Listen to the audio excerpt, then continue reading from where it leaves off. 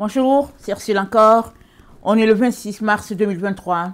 Alors, je viens sonner la trompette aujourd'hui encore et je viens proclamer le retour de notre Seigneur Jésus-Christ. Soyons tous bénis, soyons remplis de sa joie. Amen et Alléluia. Alors, la terre est informe et vide et Dieu crée à nouveau. Amen.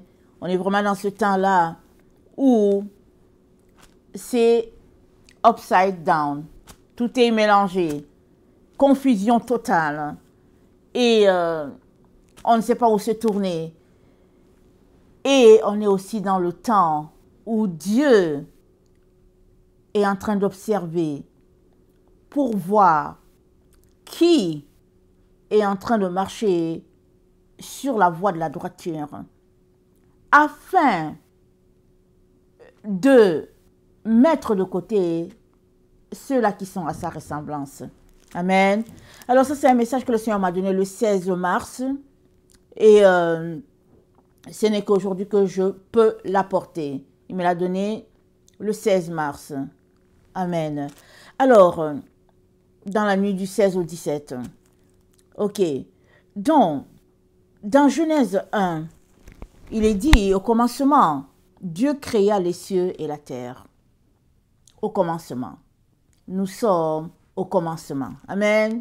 Parce que Dieu est en train de créer des nouveaux cieux et une nouvelle terre. C'est ça qu'il est en train de faire. Amen. Alors, la terre était informe et vide, le verset 2. Il y avait des ténèbres à la surface de l'abîme. Et l'Esprit de Dieu se mouvait au-dessus des eaux. Et Dieu dit que la lumière soit, et la lumière fut. Donc, la terre, elle est informe. Elle est vide là où nous sommes. Elle est informe. Tout est mélangé. Il n'y a pas de structure qui tienne. Il n'y a pas quelque chose comme ça qu'on peut dire, ok, ici, là, ça c'est pour Dieu. Et puis là, c'est les ténèbres. Ça dit, c'est tout un mélange. Un méli-mélo. Voilà. Voilà dans quoi la terre que Dieu a créée, voilà comment elle est rendue. Les hommes, les animaux, tout ce qui se passe est tel que c'est un mélange. Les ténèbres sont dans la lumière est mélangée avec les ténèbres. Et puis souvent, les gens ne savent même pas qu'est-ce qui est vérité, qu'est-ce qui est mensonge. Tout est tohu-bohu. Amen. Alors, c'est dit,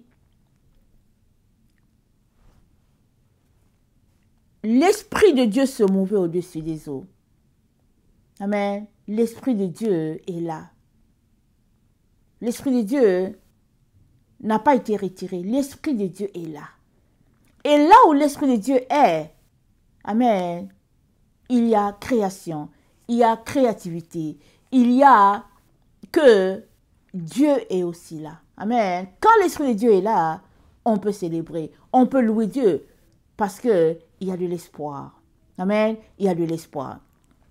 Et donc, quand il m'a donné le Genèse 1, amen, le verset 2, amen, il m'a donné Genèse 1, le verset 2. Mais j'ai lu d'abord le verset 1 parce que bon, il faut quand même se situer. Donc, quand il m'a donné Genèse 1, le verset 2, il m'avait donné avant cela le chiffre 1081 dans la concordance grecque. Amen. Et ça veut dire, 1081, ça veut dire une descendance qui appartient à Dieu. Ça veut dire une personne de la même nature que Dieu. 1081. C'est comme un arbre, un oranger qui va produire une orange de la même espèce. Amen. Si c'est un oranger, ça ne va pas produire une prune. Ça va produire une orange. Alors, ce qui est planté, amen, ça va sortir le fruit de la même espèce. Tel l'arbre, tel le fruit. Amen. Et Jésus-Christ a dit, ou dites que le fruit est bon, ou dites que l'arbre est bon. Ne dites pas que le fruit est bon et que l'arbre est mauvais. Il dit non, vous dites que l'arbre est bon, le fruit est bon avec. Alors, on est vraiment dans ce temps-là où Dieu est en train de sélectionner, amen, les personnes de la même espèce que lui. Pourquoi? Parce que ce sont ces personnes-là elles-mêmes qui ont décidé, amen, alléluia, de ressembler à leur Père dans sa nature, dans ses attributs, dans ses qualités, dans tout ce qu'il est. Amen. Alors, donc, nous avons le chiffre 1081 que le Seigneur a donné. Amen. Mais aussi, il a donné le chiffre 549. Alors, tu ne peux pas en même temps ressembler à Dieu et en même temps demeurer dans les idéaux de ce monde. Tu ne peux pas. Alors, en tant qu'enfant de Dieu, tu as besoin de te sanctifier davantage, de te purifier davantage, de manière vraiment à être vraiment à sa ressemblance totale. C'est-à-dire, toutes les petites choses qui font de toi encore un être attaché à ce monde, tu dois les enlever, que ce soit au niveau de la pensée, que ce soit au niveau de tes émotions, peu importe. Il est important que tu t'arrêtes et que tu cherches en dedans de toi tout ce qui peut mettre une distance entre Dieu, le Père et toi, et tu devrais l'enlever. Amen. Alors, on est appelé à se séparer. C'est ça la sanctification. Et notre Dieu nous a donné un exemple vraiment qui sied à ce qu'il aime. Amen. Dans Malachie 2, on entend notre Dieu parler de ses enfants, les Lévites, comment il les a aimés. Dans Malachie 2, il dit, maintenant à vous, cet ordre sacrificateur, si vous n'écoutez pas, si vous ne prenez pas à cœur de donner gloire à mon nom, dit l'Éternel des armées, j'enverrai parmi vous la malédiction et je maudirai vos bénédictions. Oui, je les maudirai parce que vous ne l'avez pas à cœur. Voici, je détruirai vos semences et je vous jeterai des excréments au visage, les excréments des victimes que vous sacrifiez, et on vous emportera avec eux. Vous saurez alors que je vous ai adressé cet ordre, afin que mon alliance avec Lévi subsiste, dit l'Éternel des armées. Mon alliance avec lui était une alliance de vie et de paix, ce que je lui accordais pour qu'il me craignît. Il eut pour moi de la crainte, il a tremblé devant mon nom. La loi de la vérité était dans sa bouche, et l'iniquité ne s'est point trouvée sur ses lèvres. Il a marché avec moi dans la paix et dans la doctrine, et dans la droiture, pardon. Il a détourné du mal beaucoup d'hommes. Car les lèvres du sacrificateur doivent garder la science, et c'est à sa bouche qu'on demande la loi. Parce qu'il est l'envoyé de Dieu, parce qu'il est l'envoyé de l'Éternel, excusez-moi, parce qu'il est un envoyé de l'Éternel des armées. Mais vous vous êtes écartés de la voie.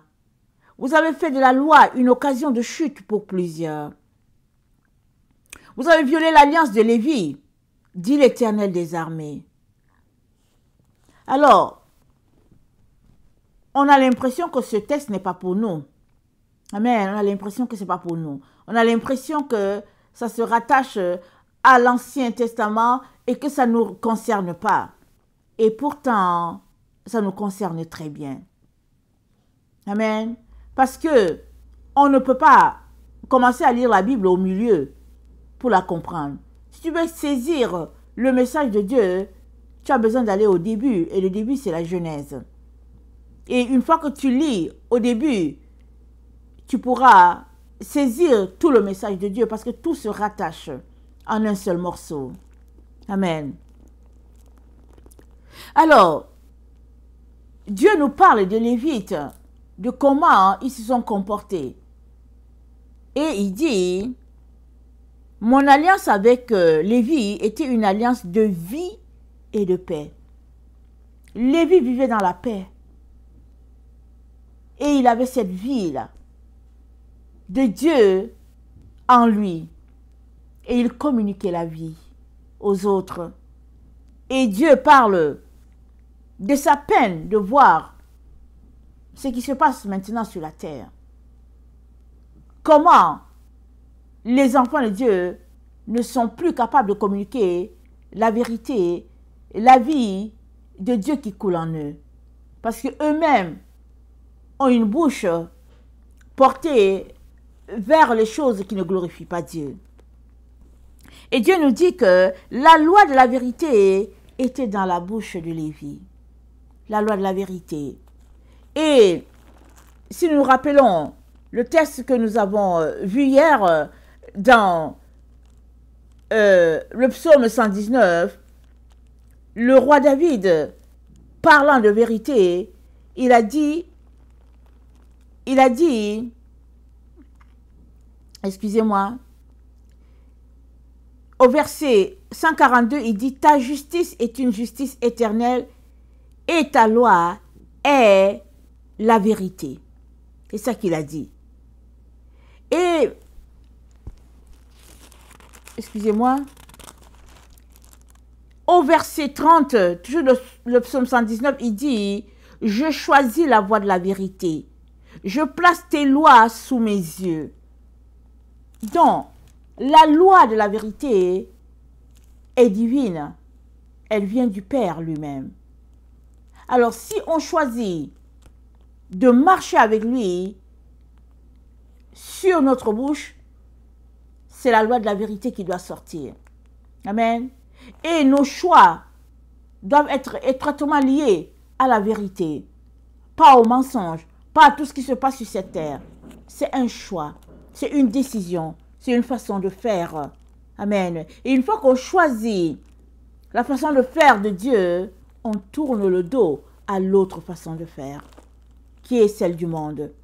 Amen. Alors, donc, nous sommes donc à ce carrefour-là où, au ciel, tout est silence. Pourquoi? Parce que Dieu est en train d'observer. Dieu est en train d'observer sa création. Qu'est-ce qu'elle est devenue? Et y a-t-il quelqu'un qui va lui ressembler? Y a-t-il quelqu'un sur cette terre qui est en train de marcher comme Dieu aimerait? Amen.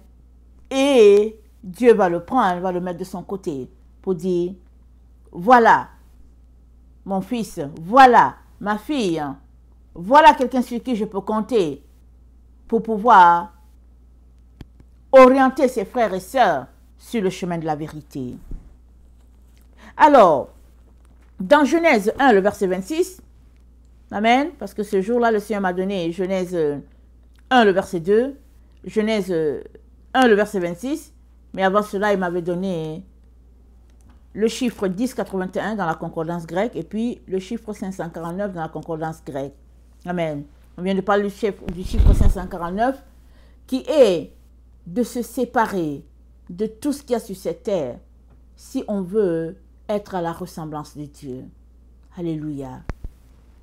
Alors, et le chiffre 1081, c'est un rappel, c'est la descendance. C'est le germe. Amen. C'est le fruit qui sort de l'arbre. Amen. Alors, l'arbre qui a été planté, c'est l'arbre de vie que nous sommes appelés à consommer, n'est-ce pas? Et une fois déjà Dieu a choisi un arbre, amen, il a choisi un arbre, Marie, elle a produit un fruit, Jésus, amen, et le fruit a été mis sous terre. Jésus-Christ dit qu'il n'y a pas, c'est-à-dire pour que le fruit produise, hein, il faudrait que ça soit mis sur terre et que ça meure, et après quand ça va venir à la vie, voilà, ça va se répandre. C'est ça qui s'est passé à notre Seigneur. Amen. Il y a eu un arbre, il y a eu un fruit, et le fruit s'est répandu, et Jésus-Christ a des enfants partout, partout, partout, partout sur la terre. Amen. Depuis les générations. c'est toujours cet arbre-là, toujours avec ce fruit-là. C'est eux toujours qui sont en train de se multiplier sur la terre, à la ressemblance de notre Seigneur.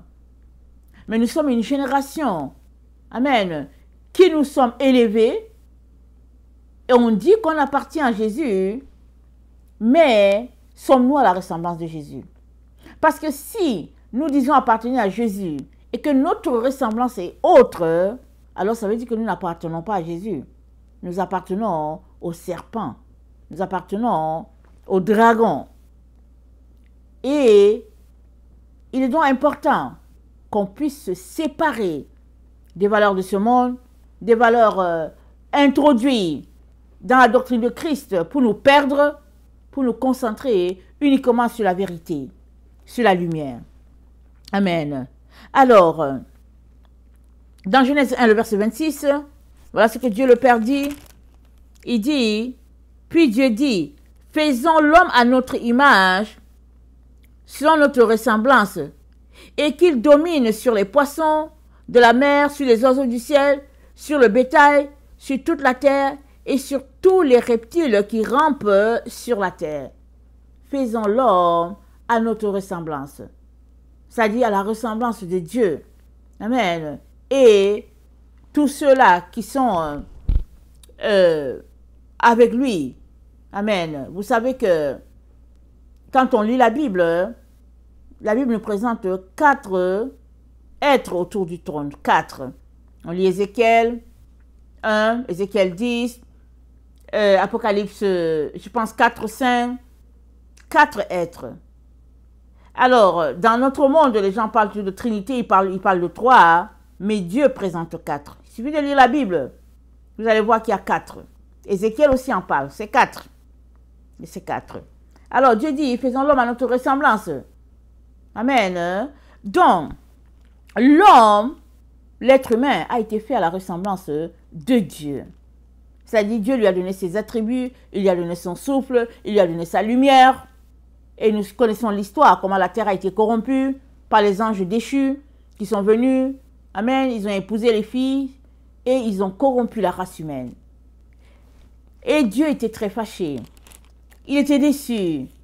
Et la Bible nous dit, Genèse 6, le verset 5, « L'Éternel vit que la méchanceté des hommes était grande sur la terre, et que toutes les pensées de leur cœur se portaient chaque jour uniquement vers le mal.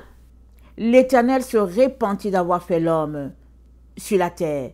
Il fut affligé en son cœur. L'Éternel dit, « J'exterminerai de la face de la terre l'homme que j'ai créé, depuis l'homme jusqu'au bétail, aux reptiles, aux oiseaux du ciel, car je me répands de les avoir faits. » Mais, il y a eu un mais ce jour-là. Noé trouva grâce devant Dieu. Alléluia. Il y a eu un mais. Noé a fait la différence. Il a réjoui le cœur du Père. Et Dieu l'a regardé, il a dit, lui, je vais l'épargner. Je vais refaire la terre avec lui. Alléluia. Et c'est ça que Dieu est en train de regarder aujourd'hui sur notre terre. Qui est en train de pleurer pour être à la ressemblance de Dieu? Qui est triste parce que la terre s'en va loin de ce que Dieu a établi? Qui?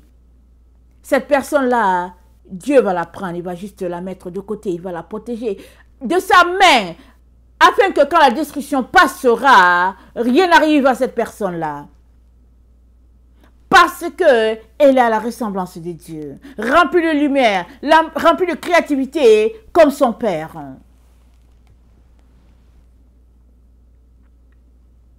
Donc, Genèse 1, verset 26, parle de ressemblance à Dieu. Amen. Et de ce verset, j'ai tiré le chiffre 18-23. C'est dit similitude, similaire, identique, c'est ça que ça veut dire. Et la référence qui était liée à Genèse 1, verset 26, c'est Ézéchiel 8. Ézéchiel 8, ben, il y avait plusieurs références. J'ai choisi Ézéchiel 8. C'était un peu plus court, n'est-ce pas? Et on va le lire. Et on va voir qu'est-ce que Dieu nous dit.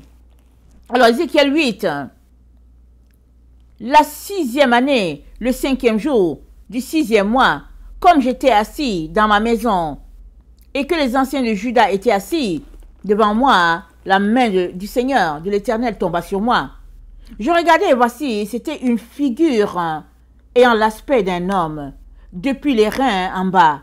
C'était du feu et depuis ses reins en haut. C'était quelque chose d'éclatant, comme de l'airain poli. Il étendit une forme de main et me saisit par les cheveux de la tête. L'esprit m'enleva entre la terre et le ciel, me transporta dans les visions divines à Jérusalem, à l'entrée de la porte intérieure du côté du septentrion, où était l'idole de la jalousie qui excite la jalousie de l'Éternel. Et voici, la gloire du Dieu d'Israël était là, telle que je l'avais vue en vision dans la vallée. Il me dit, fils de l'homme, lève les yeux du côté du septentrion. Je levai les yeux du côté du septentrion, et voici, cette idole de la jalousie était au septentrion de la porte de l'autel à l'entrée. Donc il y a une idole, amen, qui oppose Dieu. Et c'est appelé idole de la jalousie. Les hommes ont les yeux rivés sur cette idole. C'est dit, c'est du côté du septentrion. Le septentrion, c'est du côté du nord. Alors Dieu, il sait pourquoi il place les points cardinaux, n'est-ce pas? Il sait ce qu'il est en train de dire. L'idole de la jalousie est du côté du septentrion. Et la Bible nous dit que la destruction va partir de septentrion. Et septentrion, c'est lié au nord, c'est lié à Babylone. L'idole est là. Le monde a une image de ce Dieu-là qu'ils aimeraient avoir. Et Jésus-Christ, quand il a marché sur cette terre, il a dit, un autre viendra en son nom. Vous le recevrez. Mais moi, Jésus, je suis venu au nom de mon Père, mais vous ne me recevez pas. Pourquoi? Parce que les pharisiens et les sadduciens, ils avaient un type de Christ dans leur esprit. Ils passaient leur temps à dire, nous sommes fils d'Abraham, nous sommes fils d'Abraham, mais ils ne faisaient rien de ce qu'Abraham a fait. Jésus-Christ a dit, Abraham a marché devant Dieu. Et cela lui fut imputé à justice. Mais vous, qu'êtes-vous en train de faire? Eux, ils faisaient tout simplement le contraire de ce que Abraham avait fait. Mais ils passaient leur temps à dire, nous sommes fils d'Abraham. Et aujourd'hui encore, la terre entière est remplie d'idolâtrie. Ils ont une image de ce Dieu-là qu'ils aimeraient avoir. Ils ont une façon de se comporter. Chacun fait comme il veut, comme au temps des juges. Surtout ne viens pas parler à quelqu'un de sainteté selon Dieu. Chaque église a son type de sainteté. Chacun mène la vie comme il l'entend, comme il veut. Surtout ne lui parle pas la sainteté de Dieu. Et surtout, ils vont te dire que c'était le temps des Lévites. Mais Dieu, il n'a pas changé, il est le même. Hier, aujourd'hui et pour toujours. Son niveau de sainteté n'a pas changé parce qu'il est saint. On ne peut pas lui attribuer de la saleté. On ne peut pas le convertir à nos valeurs. Il a toujours sa même valeur, pureté et sainteté. Alors, le verset 6, il me dit, fils de l'homme, vois-tu ce qu'ils font? Les grandes abominations que commet ici la maison d'Israël pour que je m'éloigne de mon sanctuaire? Mais tu verras encore d'autres grandes abominations. Alors il me conduisit à l'entrée du parvis, je regardais et voici, il y avait un trou dans le mur. Et il me dit, fils de l'homme, perce le mur, la muraille. Je perce la muraille et voici, il y avait une porte. Il me dit, entre et vois les méchants abominations qu'ils commettent ici. J'entrais, je regardais, et voici, il y avait toutes sortes de figures, de reptiles, de bêtes abominables, toute idole de la maison d'Israël, peinte sur la muraille tout autour. 70 hommes, des anciens de la maison d'Israël, au milieu desquels était Jazania, fils de Shaphan, se tenaient devant les idoles, chacun l'encensoir à la main, et il s'élevait une épaisse nuée d'encens. Il me dit, fils de l'homme, vois-tu ce qu'ils font dans les ténèbres? Les anciens de la maison d'Israël, chacun dans sa chambre pleine de figures, car ils disent, l'Éternel ne nous voit pas. L'Éternel a abandonné le pays. Et il me dit, tu verras encore d'autres grandes abominations qu'ils commettent. dont le peuple était dans l'idolâtrie. Ils adoraient des reptiles, ils faisaient la sorcellerie, ils étaient là, ils pensaient que Dieu ne les voyait pas, mais Dieu voyait tout. Il envoyait Ézéchiel, il dit à Ézéchiel, perce le mur, je vais te montrer ce qu'ils font. Alors il me conduisit à l'entrée de la porte, verset 14, de la maison de l'Éternel, du côté du septentrion. Et voici, il y avait là des femmes assises qui pleuraient Tammuz. Tammuz, c'est un dieu. C'est une déesse. Il me dit, vois-tu, fils de l'homme, tu verras encore d'autres abominations plus grandes que celles-là. Il me conduisit dans le parvis intérieur de la maison de l'Éternel. Et voici, à l'entrée du temple de l'Éternel, entre le portique de l'autel, il y avait environ 25 hommes tournant le dos au temple de l'Éternel et le visage vers l'Orient. Ils se prosternaient à l'Orient devant le soleil. Il me dit, vois-tu, fils de l'homme, est-ce trop peu pour la maison de Juda de commettre les abominations qu'ils commettent ici? Faut-il encore qu'ils remplissent le pays de violence, qu'ils ne cessent de m'irriter? Voici, ils approchent le rameau de leur nez. Moi aussi, j'agirai avec fureur. Mon œil sera sans pitié, et j'aurai point de miséricorde, je n'aurai point de miséricorde. Quand ils crieront à haute voix à mes oreilles, je ne les écouterai pas. Donc, Israël était souillé et continuait de pratiquer toutes sortes d'abominations pour irriter Dieu. C'est pareil dans les temps dans lesquels nous sommes. Nous commettons les abominations, je ne sais pas comment dire. Toutes les églises sont remplies d'abominations. On pratique des choses que Dieu ne nous a pas données. On a des fêtes qui ne sont pas de Dieu. Et tout ça, on est dedans, on est content, on dit Alléluia, on est dedans. Mais ce n'est pas Dieu qui nous a donné ces fêtes-là. Il y a 7 fêtes que Dieu a données. Et 8, la 8e sur le sabbat. Mais on ne les observe pas. On dit que ça c'est pour Israël. Et nous-mêmes, on a nos fêtes. On est dans l'abomination à outrance. Mais les enfants, Dieu ne veut pas que tu le leur dises. Dès que tu leur dis, c'est toi le problème, ce n'est pas eux. Et Dieu dit au verset 18, il dit, moi aussi j'agirai avec fureur. Ézéchiel 8, le verset 18.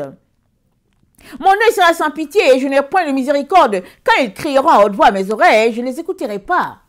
Et comme ça, Ézéchiel 9, il dit, le verset 3, la gloire de Dieu d'Israël s'éleva du chérubin sur lequel elle était et se dirigea vers le seuil de la maison et il appela l'homme vêtu de lin, portant une écritoire à la ceinture. L'Éternel lui dit, passe au milieu de la ville, au milieu de Jérusalem, et fais une marque sur le front des hommes qui soupirent et qui gémissent à cause de toutes les abominations qui s'y commettent. Et à mes oreilles, il dit aux autres, passez après lui dans la ville, frappez, que votre œil soit sans pitié, n'ayez point de miséricorde. Tuez, détruisez, vieillards, jeunes hommes, femmes, vierges, enfants, mais n'approchez pas de quiconque aura sur lui la marque et commencez par mon sanctuaire. La marque ici, c'est le Tav. Donc avant que Dieu ne détruise, avant que Dieu ne marque les uns et détruise les autres, Dieu a d'abord fait un constat. Ézéchiel 8. Il a fait un constat. Son peuple était en train d'adorer d'autres dieux. Son peuple était dans toutes sortes d'idolâtries, toutes sortes d'abominations. Et il continuait dedans. Et pour arrêter cette saleté, Dieu était obligé d'appliquer le jugement. Même chose, ce qui s'est passé du temps de Noé. La méchanceté était telle que Dieu dit, je me répands. Pour que Dieu dise, il se répand, c'est que c'est grave. Mais Noé trouva grâce devant Dieu. Trouveras-tu grâce devant Dieu? Parce que la destruction est arrêtée. Oh oui, elle est arrêtée, dit l'Éternel. Mais trouveras-tu grâce devant Dieu? Il est temps qu'on soit devant l'Éternel en train de gémir, en train de pleurer, en train de nous repentir pour nos péchés. La Bible dit, car tous sont péchés, sont privés de la gloire de Dieu. Mais Dieu, pour son amour, en sait que lorsque nous étions encore pécheurs, Christ est mort pour nous. Lorsque nous étions pécheurs, qu'on ne savait encore rien, Christ est mort. Mais il est mort pourquoi? Pour faire de nous des enfants de Dieu, à la ressemblance de Dieu. Genèse 1, verset 26. Faisons l'homme à notre ressemblance, dit l'Éternel.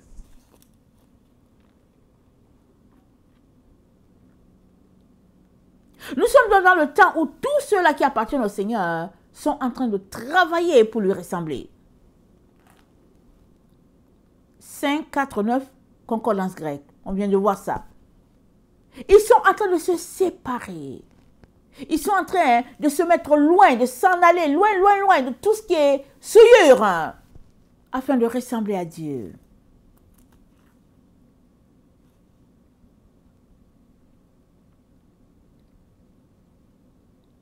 Dans Philippiens 2, le verset 6, Philippiens 2, le verset 6, excusez-moi,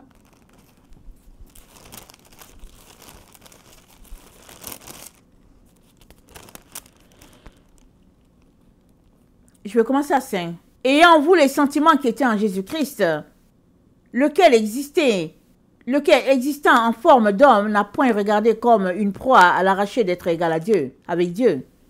Mais il s'est dépouillé lui-même en prenant une forme de serviteur, en devenant semblable aux hommes, ayant paru comme un simple homme. Il s'est humilié lui-même, se rendant obéissant jusqu'à la mort, même jusqu'à la mort de la croix. Voilà comment Jésus-Christ s'est comporté. Il ne s'est pas comporté d'égal à Dieu, mais il s'est abaissé, il s'est dépouillé. Mais il y a un qui n'a pas fait ça. Le diable. Ésaïe 14, le verset 14. Voilà ce que lui, il a dit. Le diable, il a regardé, il a vu comment il allait profiter de la situation. Il a dit, je monterai sur les sommets des nues. Je serai semblable au Très-Haut. Mais, dit l'Éternel, tu as été précipité dans le séjour des morts. Il voulait être semblable au Très-Haut. C'est une bonne chose de ressembler à Dieu. Mais, ses desseins n'étaient pas les desseins de Dieu. Jésus-Christ s'est dépouillé pour ressembler à Dieu. Mais le diable, lui, il ne voulait pas, ce n'était pas le dépouillement que lui voulait. Il voulait être semblable à Dieu pour se faire adorer. Il voulait que les gens l'admirent. Tout ce qu'il faisait, c'était juste de profiter de tout ce qu'ils pouvaient tirer de Dieu. Il y a plusieurs aujourd'hui qui font ça. Ils disent qu'ils sont enfants de Dieu, mais juste pour ce que la croix peut leur apporter. Ils sont enfants de Dieu parce qu'ils ne veulent pas aller en enfer. Ils sont enfants de Dieu parce qu'ils peuvent avoir des grâces qui sont rattachées. Et ils sont enfants de Dieu, ils disent que le salut n'est pas grâce. Alors ils font toutes sortes de péchés, ils disent qu'ils sont enfants de Dieu. Parce que c'est la grâce. Mais ce n'est pas de ce type de ressemblance-là que notre Dieu est en train de parler. Il est en train de parler de ressemblance qui est les attributs de Dieu. L'humilité, la sainteté, la pureté, la lumière. C'est de ça que Dieu est en train de parler. Alors, si tu es en train de te dépouiller, en train d'imiter Christ, amen, tu feras partie de ceux qui ressemblent à Dieu. Mais si tu es en train d'imiter Satan, tu appartiendras aussi à son armée. Et Dieu ne veut pas cela pour toi. Voilà pourquoi il te dit, répands-toi. Change tes valeurs. Parce que les valeurs de ce monde, c'est les valeurs rattachées à Satan et à sa conception de la vie. Orgueil, arrogance, flatterie, mensonge, perversion. C'est ça que l'ennemi fait à tous les jours. Et il pousse les enfants de Dieu à aller dans ce sens. Voilà pourquoi Dieu a parlé à Ézéchiel. Il a dit, l'idole de la jalousie. Ézéchiel 8. Il dit, viens, je vais te montrer l'idole de la jalousie du côté du septentrion. Voilà pourquoi la Bible nous dit que la destruction est partie du septentrion. Elle est partie de Babylone. Elle est partie du nord. C'est là que la destruction est partie et ça a balayé toute la terre.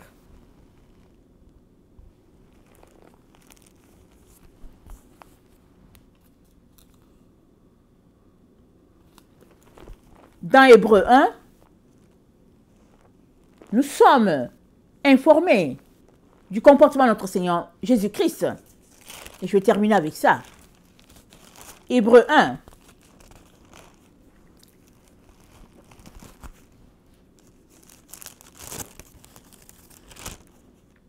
Après avoir autrefois à plusieurs reprises et de plusieurs manières parlé à nos pères par les prophètes, Dieu dans ces derniers temps nous a parlé par le Fils, qu'il a établi héritier de toutes choses, par lequel il a aussi créé le monde, et qui étant le reflet de sa gloire et l'empreinte de sa personne, et soutenant toutes choses par sa parole puissante, a fait la purification des péchés et s'est assis à droite de la majesté divine dans les lieux très hauts, devenu d'autant supérieur aux anges qu'il a hérité un nom plus excellent que le leur. Car auquel des anges Dieu a-t-il jamais dit, tu es mon fils, je t'ai engendré aujourd'hui. Et encore, je serai pour toi un père, et il sera pour moi un fils. Et lorsqu'il introduit le nouveau dans le monde, le premier-né, il dit que tous les anges de Dieu l'adorent. De plus, il dit des anges, celui qui fait de ses anges des vents, et de ses serviteurs une flamme de feu. Mais il a dit au Fils, ton trône, ô Dieu, est éternel. Le sceptre de ton règne est un sceptre d'équité. Tu as aimé la justice et tu as haï l'iniquité. C'est pourquoi, ô Dieu, ton Dieu t'a oint d'une huile de joie au-dessus de tes égaux. Et encore, toi, Seigneur, tu as au commencement fondé la terre. Et les cieux sont l'ouvrage de tes mains.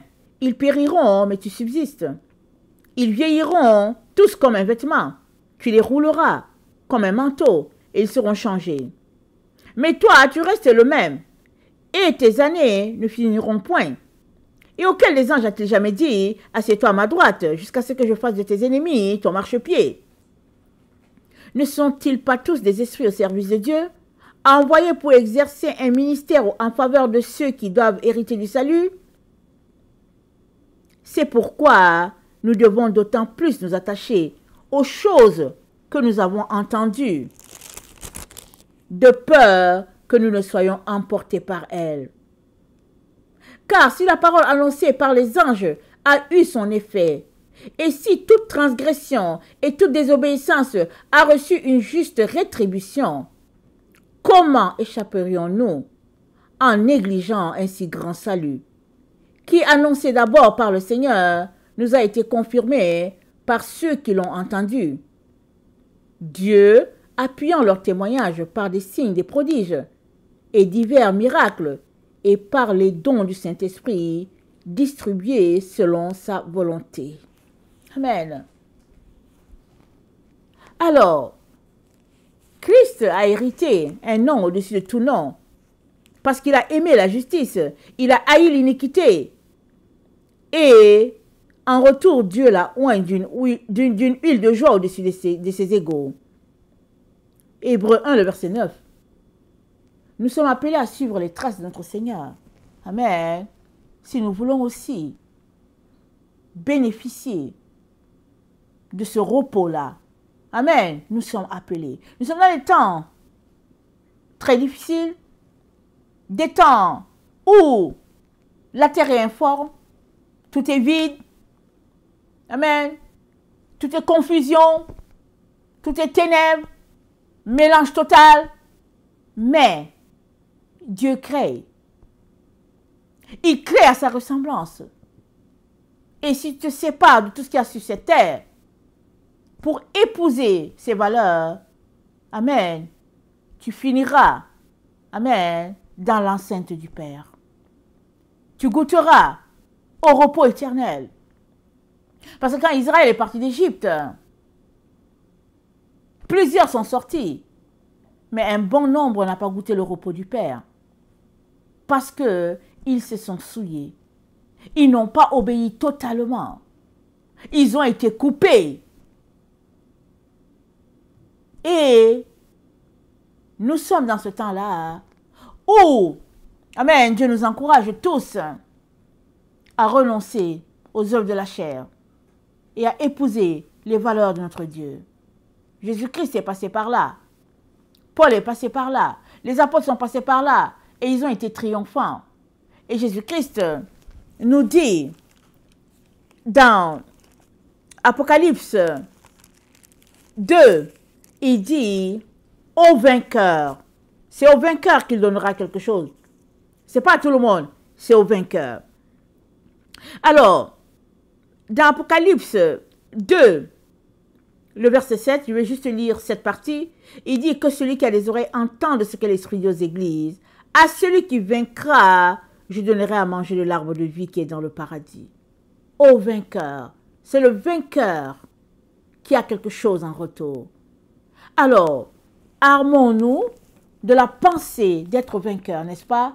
Quittant les voies de ce monde et épousant les valeurs du Père. Que le Seigneur bénisse sa parole. Maranatha, Jésus revient. Amen et Alléluia.